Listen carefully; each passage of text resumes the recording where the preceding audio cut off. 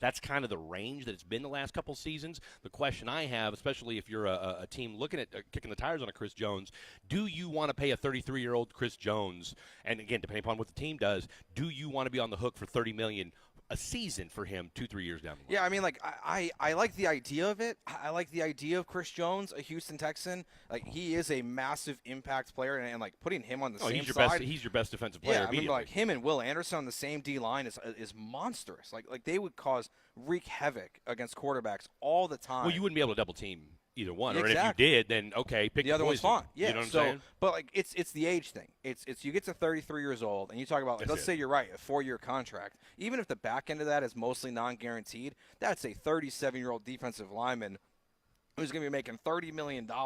Like if it might help you get to a Super Bowl or to at least an AFC title game in the first 2-3 years, but there's still a chance that at some point that contract completely implodes and you're just like stuck with this massively expensive player that's a first world problem, though. So let me ask you this, though. So with that, with what you just said, if I told you right now, and if I told Texans fans out there right now, you're going to pay $115 million, 4 years, $115 million, player option for the fourth year, right? Because that would probably close the deal somewhere between 75 to 85 million guaranteed, right? If I told you that in the next 2 to 3 years you're going to be in a Super Bowl, all right, or you're going to be in an AFC Championship game with Chris Jones, if you make that move and then you're going to be stuck with that deal, maybe he opts in on the fourth year.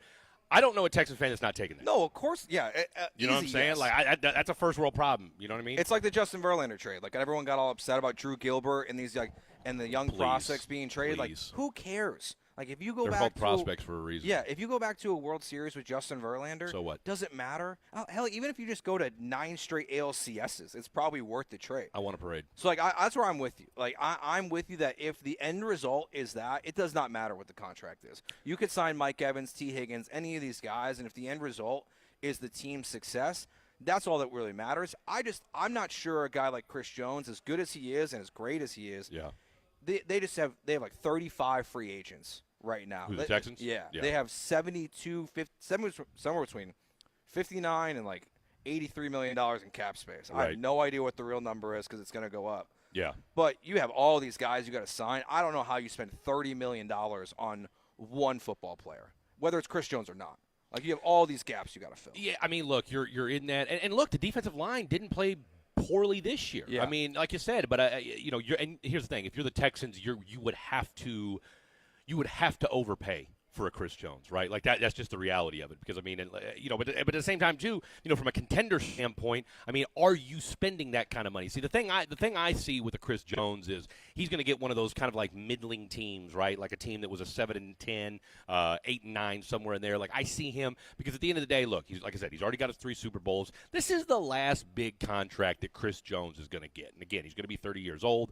I don't know what the market is for, and then maybe after a 2-3 year run, he's a mercenary for hire. My boy Teddy J used to say, just go bounce around on 1-year deals. Or at that point, I mean, hell, he's already made $90 million for crying out loud. So when it's all said and done, if you're Chris Jones and you've had a 10, 12-year run and you've made over $200 million and maybe you take – because I'll tell you what, if you were able to get the Texans to an AFC championship or, God forbid, I say this as a Chiefs fan, beat the Chiefs, and if it was a Chiefs-Texans AFC championship game and Chris Jones balls out, I mean, I'll tell you what, that'd be a story for days. Well, I'll tell you this, Whitfred. I was not looking at my phone. I'm a responsible driver, okay? Okay. Apparently 20 minutes ago, the news broke officially the salary cap for 2024. It increased $30 million. Ooh. It is going to be $255 million, which I think that puts the Texans around somewhere, like I said, like $80 million in cap space. So maybe, I don't know if that means Chris Jones' market automatically just like it correlates. It absolutely does. So that means he's like a $35 million player, maybe a $38 million player. I don't know that he's not going to be. Look, you're not giving him quarterback money. You're just not doing it. Yeah. That would be football malfeasance, malpractice if you did something like that. He's not. I mean, look, there's quarterbacks that are getting that kind of money that have zero business making $38 to $40 million. That's why I'm really intrigued by what to see your boy Baker Mayfield is going to do this offseason. Oh, and Kirk Cousins. What is Kirk Cousins going to get paid? But I mean, at the same time, too. I mean, let's call it what it is. I mean, he's had 2 guaranteed contracts over the last 2 or 3 seasons, or last 2 or 3 contracts, whatever it's been. Look, again, he's going to be somewhere in that $30 to $32 million a year range. I feel pretty confident about that. And again, like I said, I think it's going to be you're not signing him for more than a 4-year deal. It just makes it. And look, maybe somebody does. Maybe that's what gets him over the. Maybe that's what gets somebody over the hump. Maybe some team that you don't expect comes out of nowhere and says, all right, we're going to give him 5 years, 4 years of the player option for a fifth, and then that's a wrap.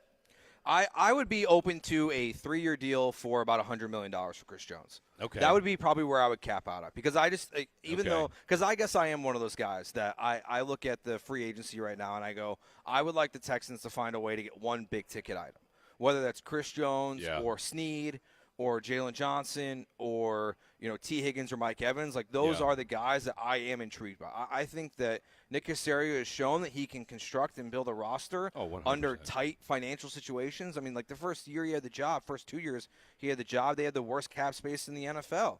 So, like, I think he can find a way to fill the roster.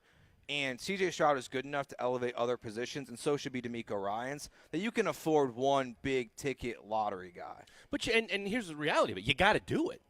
Okay? I think you do. You have to. I mean, look, let's call it what it is. Every team that's good has a big-ticket guy on their roster, whether it's offense, defense, or whatever. Like, you got to have – I mean, look at that 49ers defense, right? I mean, you got Joey Bosa making, stupid money. You got Fred Warner making crazy dollars, right? We already know what's going on the offensive side of the ball. I mean, you look at Buffalo, you look at Baltimore, and hell, like I said, look at the Chiefs. I mean, you're going to have – now, obviously, they've got some guys that are taking, less than market value. But, look, I think I'm going to be very, very – excited for Texans fans this offseason, because for the first time in his tenure as Texans GM, Nick Caserio is operating from a position of strength as opposed to a deficit, right? The conversation was, 1-year deal. We're building this thing. Come on. I mean, literally just trying to sell guys. I mean, you got Robert Woods, for crying out loud, right? Now, you got lucky with Steven Nelson. Okay, I mean, this is a guy that's bounced around forever today, but played pretty dadgum good football for you.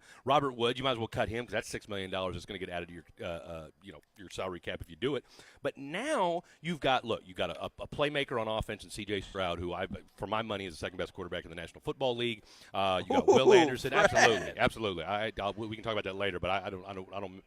But obviously, Fitting is my guy. That's a no-brainer. But if you told me today, all right, if you can't take Pat Mahomes, who you starting a franchise with? CJ Stroud all day, every day, and it's not even close. And then you got Will Anderson on that defensive side, Jalen Petrie. Hopefully he stays a little more. And then, of course, I got to give a shout out to my boy Montgomery Rocky, who's been on that Derek Stingley bandwagon for a minute. Little bummed out he got hurt early in the year, but I'll tell you what, he bounced back in a huge way. And had a better year than Sauce Gardner. Let's call it what it was. For that, 100%. That draft pick, it's so funny. Like, I think back to week 1, week 2 of the season, and just right in the preseason when he was hurt, and the conversations around Derek Stingley Jr. and Nick Caserio was like, is Nick Caserio basically a bad general manager before the season starts, because you're drafting this player that once again is not hurt on the field this year, lockdown corner, monster. No one wanted to throw to him. That's why I almost, if it's not Chris Jones, I kind of am starting to lead towards, if I want to spend money, I would love to go get a big time cornerback. I would love to make a move like that, and then you have Stingley. And, I mean, my favorite is Jalen Johnson. I don't think he's going to be a Bear next year. I think they're going to mess that up. They're not going to tag him. Yeah. So I think he's going to be a free agent. And, I would pay him and Sting to be on both your sides on defense. And you're locked down. You need it, because, if you want to beat Patrick Mahomes, if you want to beat Joe Burrow and these quarterbacks, having those two foundational pieces, one on a cheap deal, one on very expensive, you're just set up in a massive, massive way. But I would love Chris Jones too. I want one guy, Fred. I want one guy to come in and give me a lottery ticket. Yeah. No, and look, and again, if you're going to take that next step as a franchise, we're done. Texas fans, I think most folks have got this, have understood this now. We're out of the doldrums phase. 100%. Okay. It's winning now. And I mean, look, your boy Cal McNair, people like him again. Okay. I don't hear any more Tommy Boy references. Okay. I mean, Hannah's getting all kinds of love. Okay. So, now suddenly everybody who was dogging Cal 3 seasons ago, and look, I came on these exact airwaves, 4 or 5 months ago and said, fire Nick Caserio after Stingley got hurt. And of course I came back and retracted those statements, said, look, I was wrong. I owe my boy an apology. But, look, whether it's Snead, whether it's Chris Jones, and again, I think you're going to have some cut casualties here before too long and when it's all said and done. Yeah. I think if you're a Texans fan right now, for your boy Caserio to turn this thing around in 3 years, for as lean and for as dark as those David Culley, Lovie Smith years were, think about this now. You were a playoff team last year. You're the best team in the AFC South. You've got, in my mind, the second-best quarterback in the National Football League, and you've got your offensive coordinator who's still there. You got your boy D'Amico. Yep. Boy, it's the first world problems as a Texans fan. Oh, right now. it's wild to think that like last year, or I guess like late 2022. If you're doing sports radio, you're talking about C.J. Stroud, Bryce Young, like who they're going to draft in like October. And now it's all about I'm excited for the draft this year, but since they're picking 23, all I'm focused on is free agency. I'm ready for the season to come back. It's like the first time I felt about the Texans that I'm just excited for football to be back. Like they always talk about, people always say, like, what are you going to do when football's over? I don't know. When the Texans were playing, I was like, yeah, you're going to come to X Golf. That's what you should do every single Sunday. This place is absolutely incredible. We're going to be out here all day. They do have X Golf memberships that you can get as well. Their junior program, it's $200 a month or $2,000 annually paid in full. 4 anytime hours per month, 4 hours a week, Monday through Thursday before 4 p.m. 10% off sim rentals after membership hours have been exhausted. 10% off food and non-alcoholic beverages, and members can only booking up to 1 month in advance, but it's still a great deal. $200 a month. You get to come out here, play some golf. We know what it's going to be like in the summer, Fred. It's going to be too hot to golf. I don't understand how John Granado does it. He goes out and golfs every single day. It's 100 degrees outside. I would be a miserable human being. It's why I don't golf. And now my life's going to change because I'm going to start golfing again because I can come inside. It's nice AC. air conditioning. Exactly, air conditioning. Right. That's all that matters. But you were just talking about the doldrums of the Texans. Yeah. Well, sadly, in this town, once again, after the All-Star break, the Rockets prove we are not out of the doldrums for the Houston Rockets. He's Fred Davis. I'm Joe George. We are live at X Golf Katie here on